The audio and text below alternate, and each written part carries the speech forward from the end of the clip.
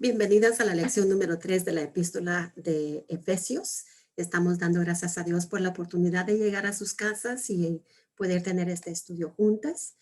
Vamos a compartir las pantallas inmediatamente para que de esta manera ya podamos entrar en forma con el estudio, siguiendo las lecciones, ¿verdad?, que ustedes reciben semanalmente, y de esa manera pues tener la respuesta basado a lo que les proveo aquí en estos videos. Así es que gracias por caminar esta jornadita conmigo, ¿ok? Dios me les bendiga mucho. Aquí vamos a empezar con la introducción, haciendo la pregunta, si recuerdas lo que aprendimos en la lección número 2, la cual fue hace como unas 2-3 semanas atrás. En la lección número 1, que puso la introducción básica o estableció la base para este estudio, aprendimos cosas muy interesantes. Si usted no ha visto estos videos, haga el propósito de comenzar con la lección número 1 y luego moverse a la 2. Y obviamente hoy estamos hablando, presentando la lección número 3. Pero si hacemos nosotros un breve análisis de las verdades que aprendimos en la lección número 2, debemos recordar que Pablo escribió no solamente a las iglesias de Éfeso, ¿verdad? La iglesia de Éfeso, sino también a las iglesias que estaban en la provincia de Asia Menor, romana. Estando allí en un arresto domiciliario, fue donde Pablo escribió estas epístolas, ¿verdad? La epístola a los Colosenses, a la epístola de Filemón, y luego también obviamente esta carta que estamos estudiando aquí, de la carta a los Efesios. Entonces, estando en ese arresto domiciliario, él escribió a los hermanos porque se interesaba en lo que les afectaba, en lo que vivían en ese tiempo. Y desde allí Pablo escribió queriendo que estos hermanos tuvieran una firme convicción de las cosas básicas de la fe, para que ellos estuvieran arraigados en la fe de Jesucristo. Eso es indispensable, muy necesario, especialmente cuando tenemos personas que están dando sus vidas a Cristo Jesús, que están recién en su fe. Queremos asegurarnos que ellos tienen una fe sólida, una base firme, establecida, para que ningún viento de ninguna índole venga y se los lleve, ¿verdad? Con enseñanzas erróneas. Entonces, cuando hay una base firme en la vida del creyente, ellos van a estar bien arraigados en lo que creen, ¿verdad? En esas convicciones básicas de la fe. Entonces, por eso hacemos énfasis en ello, y vemos aquí que el apóstol Pablo lo hizo. En el estudio número 2, aprendimos sobre la autoridad de Cristo unificada, una autoridad que Él tiene para traer a todas las razas, a todas las naciones, bajo una sola línea, ¿verdad? ¿Quiénes eran estas personas? Pues eran los judíos y los gentiles, que acuérdense que habían diferencias en ellos en aquel entonces, pero en la autoridad de Cristo Jesús, Él trae a los judíos y a los gentiles bajo una misma línea de autoridad. Y obviamente cuando hablamos de gentiles estamos hablando de nosotros, ¿verdad? Que somos parte de ello también. Y entonces en esta línea o autoridad unificada, dice la palabra de Dios que toda rodilla en la tierra se doblará y confesará que Jesucristo es el Señor, para gloria de Dios el Padre. Filipenses 2, 9 al 11. Qué maravilloso va a ser que todas las razas de diferentes culturas, de diferentes idiomas, van a arrodillarse, van a doblar rodilla para confesar que Jesucristo es el Señor. Ese día vendrá, ¿verdad? Lo esperamos. Y entonces va a ser una celebración maravillosa de ver a un grupo unificado, donde ya no van a haber diferencias de cultura, de raza, de idioma o de cualquier índole, sino que bajo la autoridad de Cristo todos vamos a estar unidos. Entonces, en esta lección número 3 vamos a analizar los versículos 15 al 23 del capítulo 1 de Efesios. Y con eso vamos a dar hoy, ya concluido, el estudio número 3.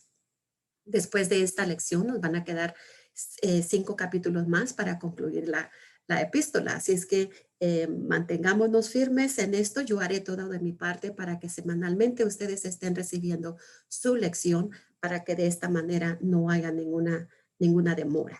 Entonces, el apóstol Pablo, ¿verdad? En el apóstol Pablo había un deseo que los hermanos de Efesios, los cristianos, reconocieran la vasta riqueza que tenían en Cristo. Y Pablo sabía, ¿verdad? Pablo sabía de la fe y amor que había en ellos y esto le traía regocijo. Pero no solamente es hablar de fe, pero el deseo era que él quería que conocieran, ¿verdad? La vasta riqueza que tenían en Cristo Jesús. Cuando usted y yo nos llamamos hijos de Dios, no hay limitaciones de ninguna índole.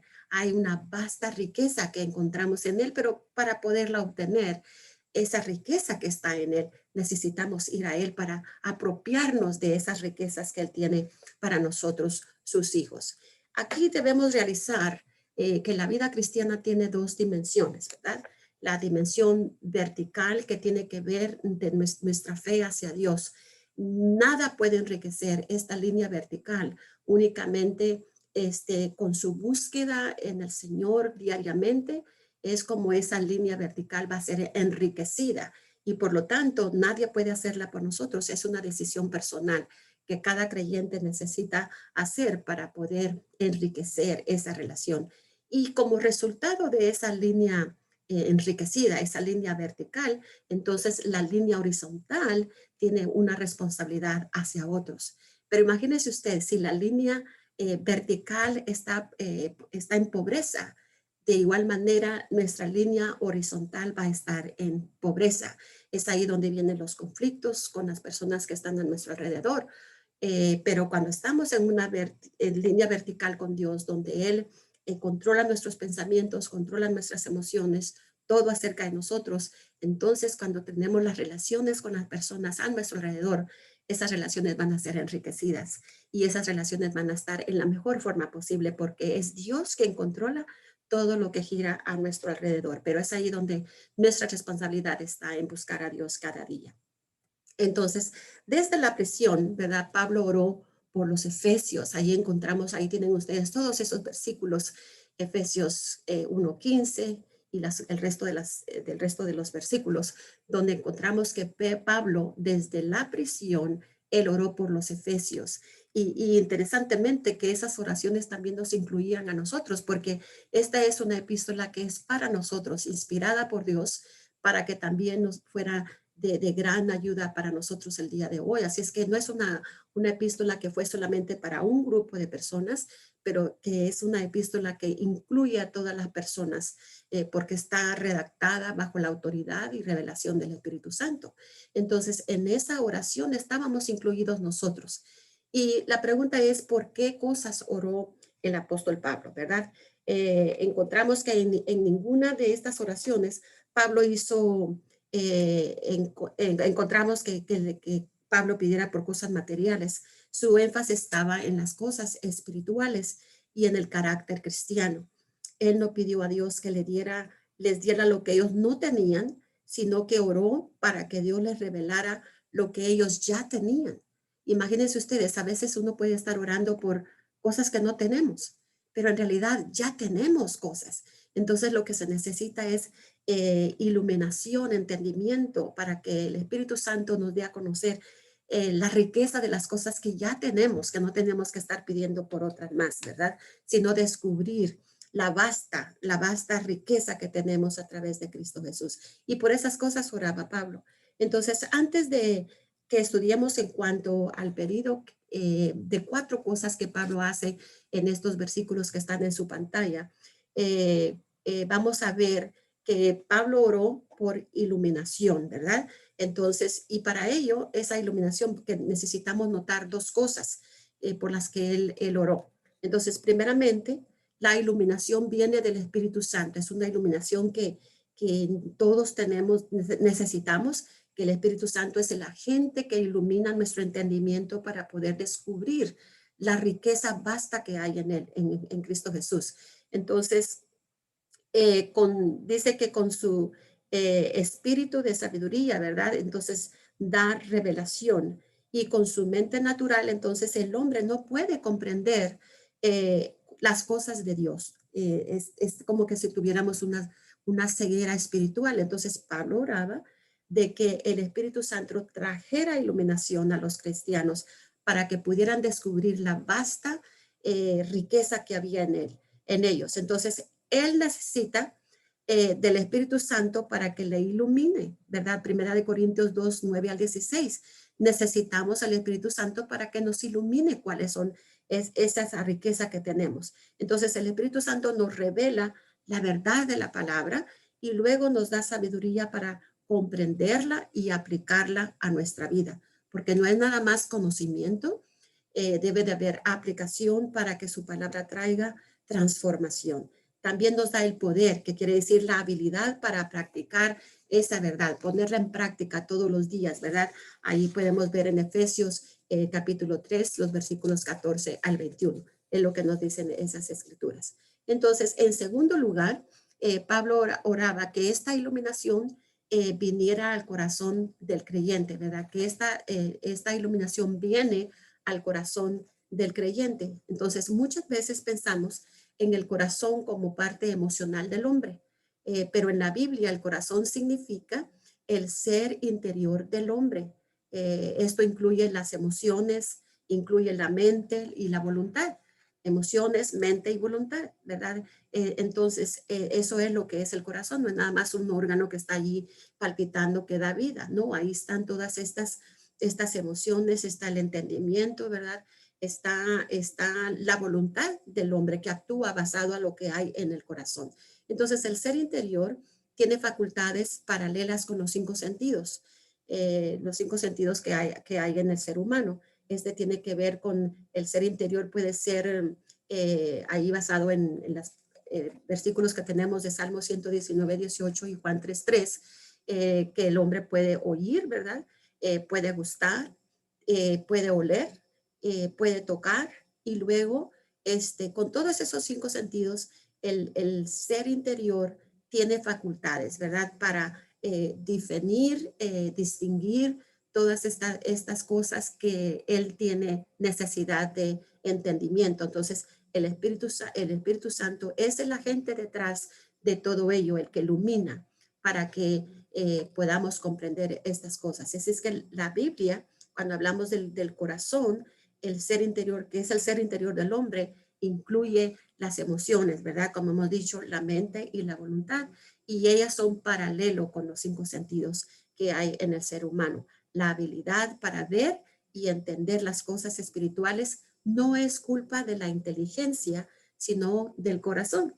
Si el corazón no se quiere ajustar a comprender y aceptar las cosas verdaderas, entonces el corazón a veces se desborda a hacer las cosas equivocadas. Entonces no tiene que ver la habilidad, ¿verdad? No tiene que ver con, para ver las cosas espirituales, no es culpa del corazón, sino, perdón, de la inteligencia, sino es culpa del corazón. Así es que tenemos que trabajar con el corazón porque vemos que juega una parte vital en cómo reaccionamos, cómo pensamos, cómo sentimos. Ahora, ¿qué cosas que ya ahora que hemos comprendido estas cosas, veamos las cuatro cosas por las que Pablo oró? Primeramente, él oró para que conozcamos a Dios. Imagínese usted, conozcamos a Dios. ¿Y cómo lo podemos conocer? Pues obviamente que lo queremos conocer no superficialmente, sino íntimamente. No de oídas, te había oído, sino que lo conozcamos profundamente para poderlo ver, para poderlo sentir, para poder entender los deseos de su corazón, de sus propósitos para nuestra vida. Entonces, en este primer punto de la oración de Pablo, es el mayor por las cosas que él pide. Entonces, por ejemplo, los ateos afirman que no hay Dios para conocer y los gnósticos dicen que si hay un Dios no podemos conocerle. Pero Pablo había encontrado a Dios en persona, en la persona de Jesucristo. Ya hablamos cuando él iba rumbo a Damasco y cómo el Señor lo persiguió en esa jornada y entonces lo arrestó para él, ¿verdad? Y lo convirtió en el hombre que llegó a ser. Entonces Pablo había tenido ese encuentro personal con Dios en una forma íntima.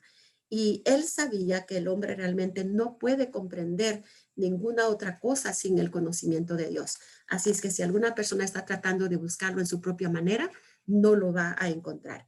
Esta ignorancia deliberada de Dios guía al hombre a la corrupción y condenación. En Romanos 1:18, Pablo describe las etapas de evolución en el hombre. Por ejemplo, tenemos la número A, que dice que de la ignorancia deliberada acerca de Dios a la idolatría, quiere decir sustituir una verdad por una mentira, a la inmoralidad e indecencia. Entonces, ¿dónde da inicio esto? Es la pregunta. Comienza en la renuncia de conocer a Dios como creador, como sustentador, gobernador, salvador y juez. Entonces, para que conozcamos a Dios, oraba Pablo, y cuando lo conocemos nos vamos a dar cuenta que esa ceguera espiritual es removida y entonces podemos reconocerle que Él es un Dios creador, sustentador, gobernador, salvador y es juez, ¿verdad? Entonces el creyente necesita crecer en su conocimiento de Dios. Conocer a Dios personalmente es salvación.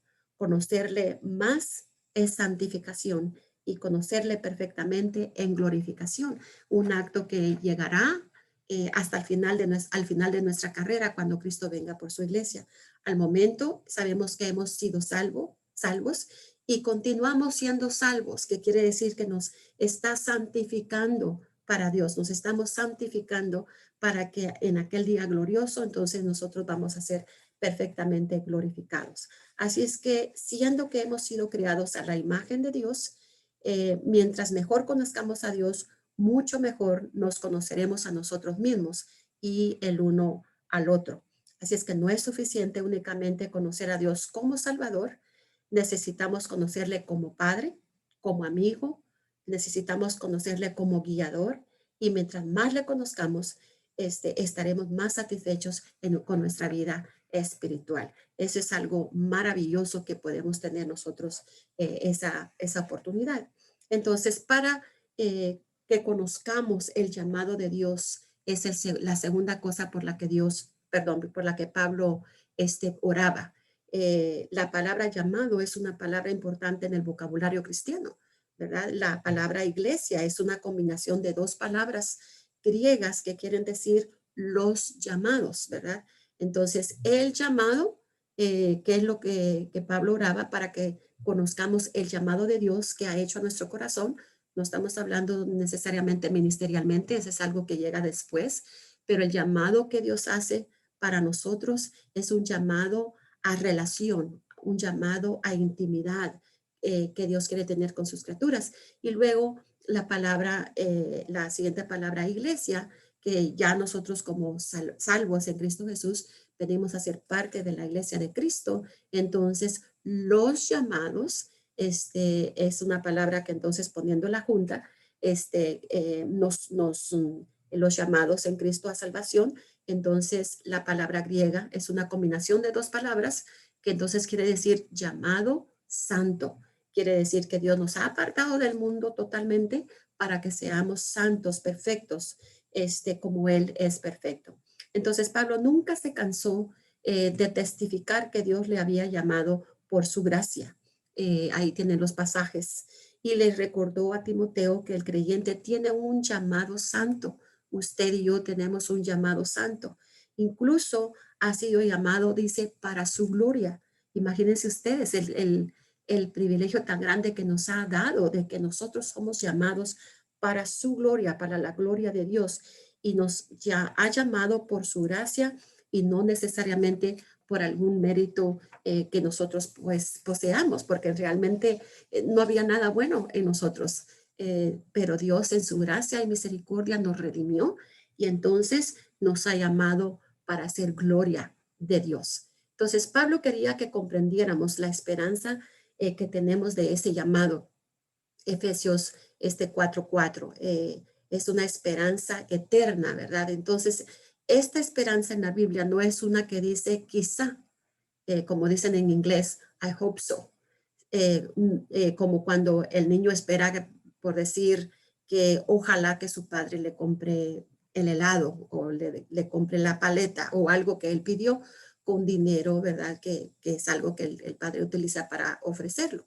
No, esta esperanza es una esperanza que lleva una seguridad futura inquebrantable, una esperanza que no es a lo mejor, sino una esperanza firme que espera al cristiano. La esperanza del creyente es el regreso de Jesucristo por su iglesia. Él lo prometió, Él vino y vendrá nuevamente por su iglesia y nos tomará consigo mismo para que vivamos con Él por la eternidad. Entonces, en esta esperanza que tenemos en Jesucristo, tenemos esperanza de vida y esto es realmente motivador para el creyente, que tenemos esperanza de vida. Entonces, la tercera cosa que el apóstol Pablo oró fue para que conozcamos las riquezas de Dios. Ahí en Efesios, el capítulo 1, versículo 18. Esta frase no es en referencia a nuestra riqueza en Cristo, sino a su herencia en nosotros. Es una verdad maravillosa que tenemos, que Dios nos vea como parte de herencia para Él, ¿verdad? Que somos herencia de Dios, que Dios nos vea como parte de su gran riqueza que Él tiene para sí mismo. Entonces, de igual manera que la riqueza trae gloria al nombre de una persona, así Dios obtendrá gloria de su iglesia, porque Él invirtió un precio enorme a favor de nosotros. Entonces, cuando Cristo regrese, seremos la alabanza de su gloria para su gracia. Entonces, es enorme, es el privilegio que nos ha otorgado como hijos de Cristo, de que nosotros seremos esta gloria por su gracia, ¿verdad? Entonces, Dios trata con nosotros a base de nuestro futuro y no a base de nuestro pasado. Nuestro pasado ya no existe para Dios. Desde el momento que nos entregamos a Cristo, Él trata con nosotros a base de nuestro futuro, ¿verdad? Entonces ahí tenemos el ejemplo de Gedeón y el ejemplo de Simón para que ustedes puedan ver esos pasajes. Nosotros los creyentes vivimos en el tiempo presente. Nuestra vida es controlada por lo que seremos cuando Cristo regrese y no por las cosas del pasado. Esas ya han sido eliminadas de nuestra cuenta. Dios las cambió y nos ha hecho nuevas criaturas. Entonces, porque somos la herencia de Dios, vivimos para agradarle y glorificarle. Y ahí tenemos esos pasajes de Juan 17 y Colosenses 3. Entonces, la siguiente cosa por la que Pablo oró, la número 4, oró para que conozcamos el poder de Dios en nosotros, ¿verdad? El hacernos su herencia, Dios nos ha mostrado su amor y también el prometernos un futuro glorioso nos ha animado a esa esperanza. Ahora, Pablo ofrece algo para retar nuestra fe en esto, ¿verdad? En Efesios 1:19. En este pasaje vamos a encontrar que Pablo enlista una lista de palabras del vocabulario griego para el punto que él quiere transmitir a través de estos versículos. Y lo que él quiere transmitir es que necesitamos el poder de Dios para varias razones, ¿verdad? Por varias razones. ¿Cuáles son estas? La primera, porque nuestra naturaleza es débil y necesitamos apropiarnos de su riqueza y usarla en forma que ésta necesita ser usada. Tenemos toda esa cuenta, ese banco espiritual a nuestro favor y nosotros necesitamos apropiarnos de esa riqueza y usarla en la forma que ésta necesita ser usada para que nuestra vida espiritual sea una vida vital, vitalizada a través del poder de Jesús. Y lo otro es porque tenemos un enemigo que nos quiere robar la riqueza de Dios. ¿Cómo llega este enemigo? Poniendo duda, poniendo temor, ¿verdad?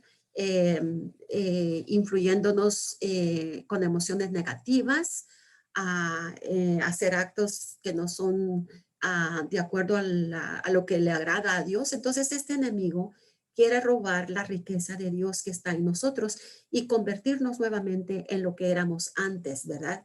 Así es que no tenemos un buen amigo a nuestro favor. El mejor amigo que tenemos para nosotros es Jesucristo.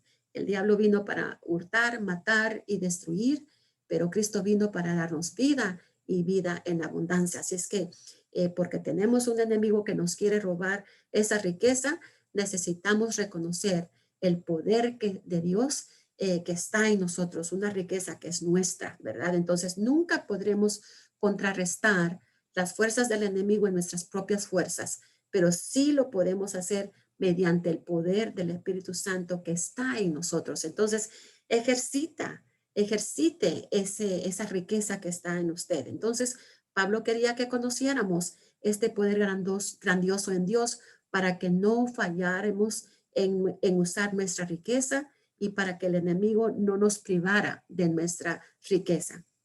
Es triste cuando, por ejemplo, usted quiere hacer un cheque y se da cuenta que su banco le dice que está en negativo. Y luego si no se dio cuenta y escribió un cheque, entonces, ¿qué hace el banco? Le da una pena, una multa por hacer un cheque que no tiene fondos. Pero eso es diferente para nosotros, ¿verdad? En Cristo Jesús es diferente. Nosotros tenemos ya en nuestro banco espiritual una riqueza grande y enorme. Todo lo que tenemos que hacer es acceder a esa riqueza para que seamos victoriosos en la vida cristiana. Entonces, por último, queremos decir que el poder de Dios es visto en la riqueza de Jesucristo, ¿verdad? El poder de Dios es visto en la riqueza de la resurrección de Jesucristo. Por ejemplo, en el Antiguo Testamento el pueblo midió el poder de Dios mediante su creación. Veían la naturaleza y todo lo que estaba a su alrededor y mediante ese medio, por lo que veían en el Antiguo Testamento, era como el pueblo midió el poder de Dios en su era. Ahora, mediante sus milagros en la salida de Israel de Egipto, fue otra manera que ellos también pudieron medir el poder de Dios. Cuando caminaban por el desierto, estaba la columna de fuego, ¿verdad? Que los iluminaba su caminar, les dio maná, les dio agua, sus sandalias y sus vestiduras nunca envejecieron. Entonces, mediante esos milagros, ellos pudieron apreciar y ver el poder de Dios en ellos.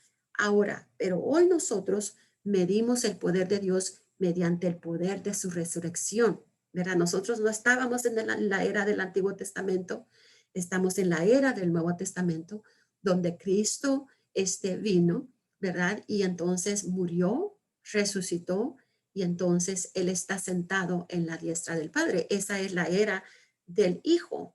Y mediante ese poder, nosotros entonces, de su resurrección, nosotros tenemos el privilegio, el gozo de medir el poder que hay en Dios. Entonces, ya no solamente es la era del Padre en el Antiguo Testamento o la era del Hijo en el Nuevo Testamento, también tenemos la era del Espíritu Santo.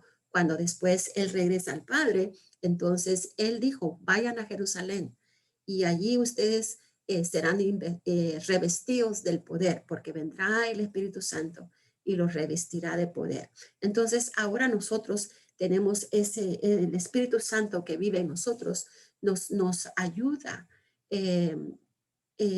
nos da el entendimiento, nos ilumina a descubrir todas estas riquezas que tenemos a través de Cristo Jesús. Entonces, todo lo que necesitamos hacer es saber cómo utilizar esa riqueza grande que está en nuestro banco espiritual. Por ejemplo, uno puede tener mucho dinero en el banco y de repente, si tenías unos cuantos miles, vamos a suponer que tenías 5,000, 10,000 dólares, pero si no los supiste usar, los malgastaste en cosas que no eran necesarias, entonces vienes y te quedas en cero en tu banco y de repente das una vista hacia atrás y dices, tenía ese dinero, ¿en qué se me fue? No quedó en nada. Pero en Cristo Jesús nosotros tenemos un banco lleno de riqueza que no tiene fin, pero necesitamos nosotros apropiarnos de esa riqueza para que nuestra vida pueda vivir la vida que Dios quiere que vivamos, una vida de propósito, una vida en santidad y una vida que se mantiene regida en los principios de Dios para transformar el mundo. No es una riqueza que nada más es mía, es una que debo de utilizar para traer transformación a un mundo que necesita a Cristo Jesús. Entonces, esa riqueza que está en nosotros, usémosla para el bien de otros. ¿Ok? Así es que Dios me les bendiga mucho. Nos estamos viendo el jueves con la lección número 4 para esta semana. Dios me les bendiga. Amén. Bye bye.